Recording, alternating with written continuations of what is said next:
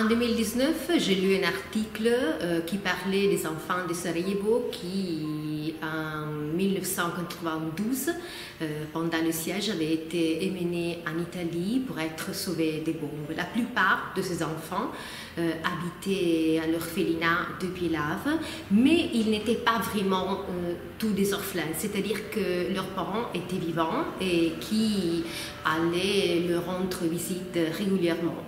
Mais dans les cas de la guerre, il n'a pas été possible d'avertir les parents et donc les enfants sont partis et ils sont restés en Italie pendant toute la période de la guerre, mais aussi après la guerre. Les parents n'ont plus rien su d'eux et j'ai connu des enfants qui maintenant sont des adultes qui ont retrouvé leur mère après 20-25 ans. Donc c'est ça qui m'a frappée, c'est-à-dire que ces enfants ont été sauvés. Oui, on a fait leur du bien parce qu'on a fait une mission humanitaire qui leur a permis de survivre et aussi de grandir en Italie, de trouver des familles de placement.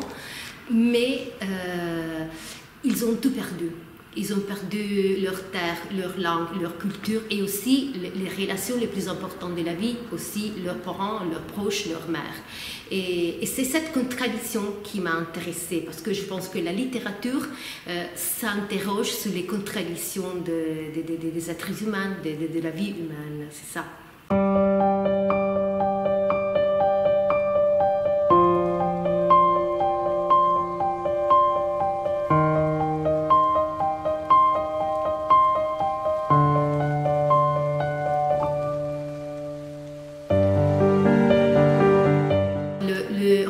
C'est l'histoire des fictions inspirée à cet épisode réel. Les protagonistes du roman sont trois enfants, Omar, Nada et Danilo. Omar, il a 10 ans quand on le rencontre au début du roman et il a perdu sa mère. Il était en train de se promener avec elle autour de l'orphelinat et une bombe l'a séparé des bras de sa mère. Et il ne veut pas partir en Italie parce qu'il ne veut pas se sauver si il ne sait pas si sa mère est morte ou s'est sauvée aussi, mais il devra partir. Nada, il habite à l'orphelinat elle aussi, elle a 11 ans et elle ne veut pas partir parce que son frère, Ivo, qui habite à l'orphelinat avec elle, il est assez âgé pour aller combattre au front. Donc il ne peut pas partir, elle ne veut pas se séparer de son frère.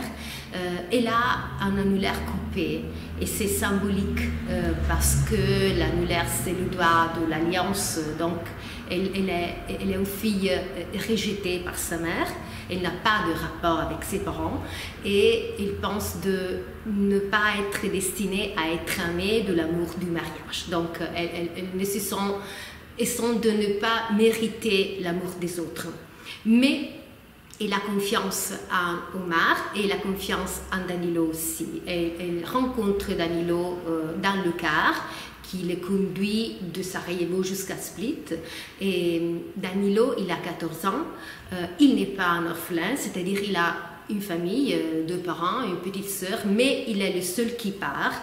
Et depuis le moment qu'il monte dans les cars, il devient comme un orphelin, parce qu'il est seul, parce qu'il devra habiter dans un institut, parce qu'il devra s'habiller avec les vêtements de la charité, et donc il sera déclassé. Et il essaiera pour toute la vie de s'émanciper de cette condition. Donc ce roman, c'est l'histoire de leur lien. C'est un lien qui dure toute la vie, ou au moins les 20 ans de l'histoire du roman.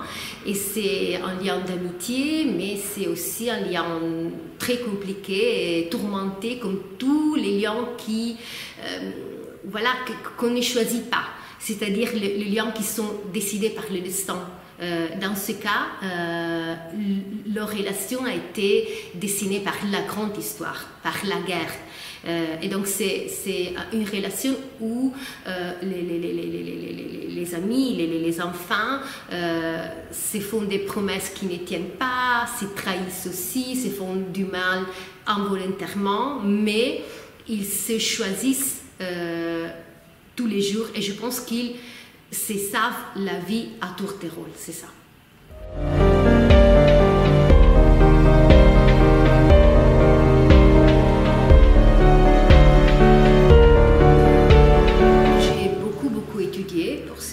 C'est-à-dire que j'ai beaucoup lu, pas seulement des essais d'histoire, des reportages de guerre, mais aussi romans, mémoires et journal intime. Mais surtout, j'ai rencontré les enfants des Sarajevo, de Bjelav, qui ne sont plus des enfants, qui sont des adultes, qui sont des personnes qui ont mon âge, plus ou moins. Et j'ai parlé avec certains d'entre eux et moi je voulais surtout savoir des détails de ce voyage, de cette mission humanitaire, mais ils ne rappellent pas vraiment trop de détails, mais ils m'ont donné l'émotion de ce voyage. C'est-à-dire que je ne pensais pas, par exemple, qu'il y avait des enfants qui ne voulaient pas partir. Moi, je pensais, la guerre, c'est l'enfer. Les enfants ne peuvent dormir parce qu'ils tremblent toute la nuit pour la peur des bombes, du bruit, voilà, de la mort. Mais en effet, aucun d'entre eux m'ont dit « moi, je ne voulais pas partir ». Et si on fait un effort d'empathie, on comprend voilà, qu'il avait raison. C'est-à-dire, si quelqu'un m'avait dit quand j'étais un enfant, quand j'avais 10 ans comme Omar, tu veux être sauvé ou rester avec ta mère ici sous les bombes, j'aurais répondu, je veux rester avec ma mère parce que être séparé de ma mère, ça signifie mourir pour moi, c'est ça. Et donc, je pense que ces protagonistes qui sont inventés, qui sont des protagonistes de fiction, ont reçu l'émotion de mes conversations avec ces adultes qui étaient des orphelins à Sarajevo pendant les années 90. Mais je parlais aussi avec les bonnes sœurs qui ont accueilli les enfants en Italie. Je parlais avec la directrice de l'orphelinat de Bjelav pendant le siège. Je suis rentrée dans l'orphelinat de Sarajevo, de Bjelav aujourd'hui, et ça a été vraiment une expérience très très forte. Et